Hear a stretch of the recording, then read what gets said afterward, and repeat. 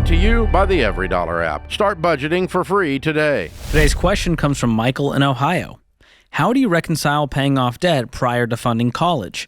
We started on our journey to freedom from debt last year, and our son will be attending college within the next 2 years.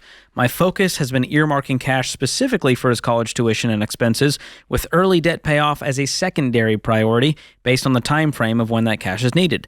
What's your advice to parents with a more imminent timeline to college? Imminent. So intense. Okay, so we're talking within the next 2 years, son is attending college. They've got some consumer debt. They're trying to help pay for junior's college. What say you, Dave? Why this order? Because baby step 2 is pay off your consumer debt. Baby step 5 is save for kids' college. Well, this is not really saving for kids' college. This is almost budgeting. Because this is a current budget line item. Because it's here. Cash flowing. And so what it's doing is it's whatever we're paying out of our pocket for the kids' college, because it's upon us. It's imminent, to use his word. Because of that, it's a budget item. It's not really a baby step. And so what that does then, by mathematical necessity, is it reduces the amount of money you put towards your debt because you have this expense line in your budget. It's going to slow down your debt payoff. But that's not because college is more important. It's because college is on top of you.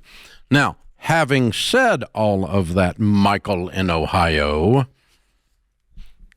Junior is going to community college for the first 2 years because he's got a mom and dad that are broke. He's not going to Harvard. Hello? The number one reason people go into student loan debt is not to get an education. It's because they chose to go to a college they couldn't afford. The University of Tennessee at Knoxville, an in-state school for a Tennessee resident, is right now $14,000. Vanderbilt, here in Nashville, is $75,000. If you have extra money and you want your child to go to Vanderbilt, that's fine. But you do not go in student loan debt to go to Vanderbilt versus go to the University of Tennessee. And you can't convince me it's better because I went to the University of Tennessee and people that went to Vanderbilt worked for me. Ouch. Sick burn. So there's that.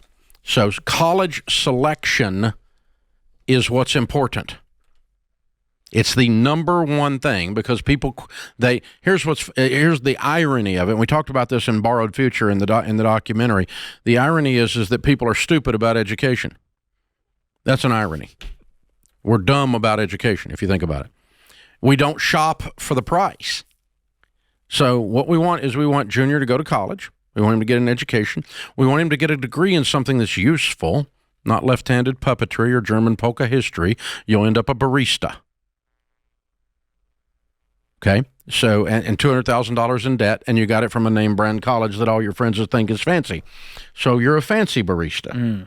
Hello. 2 nose rings. So there we go. And I want to know what Junior's buy-in is in this college process. Hello, that's number 2, isn't it? Feels entitled to it. It's different. I'm thinking Junior's signing up for scholarships. As hard as old dad is working here to save money, because it's imminent, love that word, I think Junior needs to realize it's imminent, and he needs to be doing 3 essays a night, registering for free money called scholarships. Oh, and Junior needs to plan to work while he's in school. It's not child abuse. It's really not. Little snowflake will make it. They'll be okay. Well, the data shows 15 to 20 hours a week, part-time job, you have a higher GPA than those who don't work. So he'll be okay. He'll actually be smarter. He'll actually be smarter. He'll develop this interesting thing called work ethic while he's there. I want him to be able to study and play beer pong.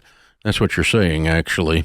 You don't realize it if you've. It's a well-rounded education, Dave. Yes, it's rounded, little round white ball. Yeah, I got you, George. I saw what you did there. Thank you.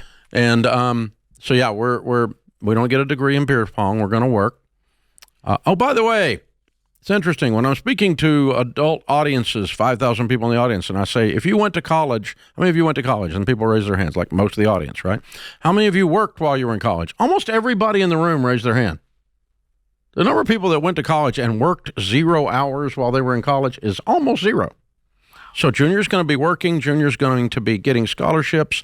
We're going to choose a college that is inexpensive and in the area because we don't have any money. And he's going to graduate and go be successful because he understands that the reason for an education is it's not a magic bullet that makes you successful. It puts tools in the belt of someone that knows how to work hard, be honest, apply themselves in the marketplace, and those tools help you to be successful. But no one ever became successful because of their degree. They became successful because of hard work, moxie, confidence, being competent in the marketplace, and kicking butt and taking names.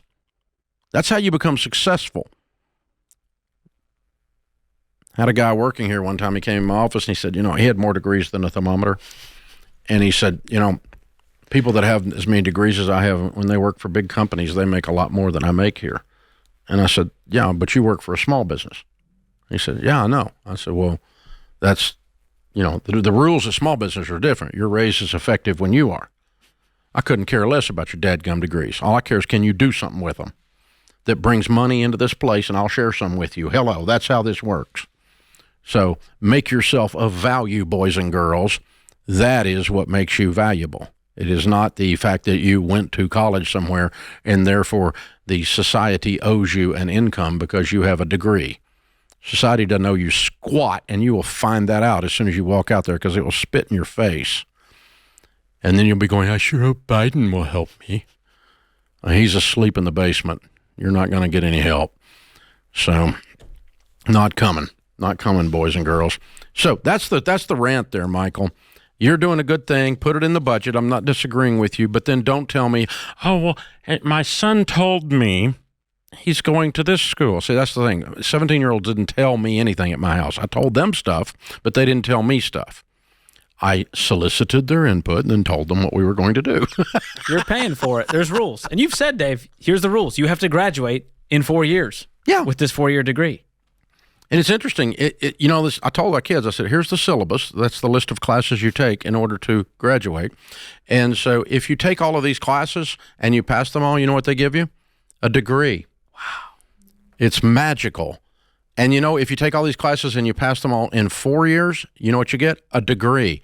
If you do it in 3 years, you know what you get? The exact same degree. You know what you do if you do it in 8 years? A degree. The exact same degree. So take the freaking classes. Show up. What are you doing? I mean, we're laying out on top of the dorm, getting a suntan. It's spring. You're killing me. And you missed the class that it took to graduate? Well, the average student... That's right. The average anything you don't want to be. Mm-mm.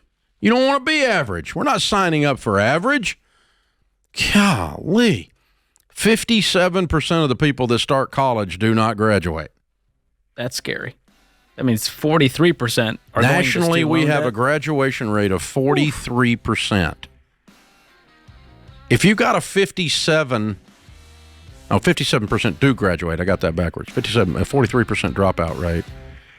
If you got a 57 on a test at any one of those colleges, they would call it an F. But they walk around acting like they did something, graduating 57% of the people.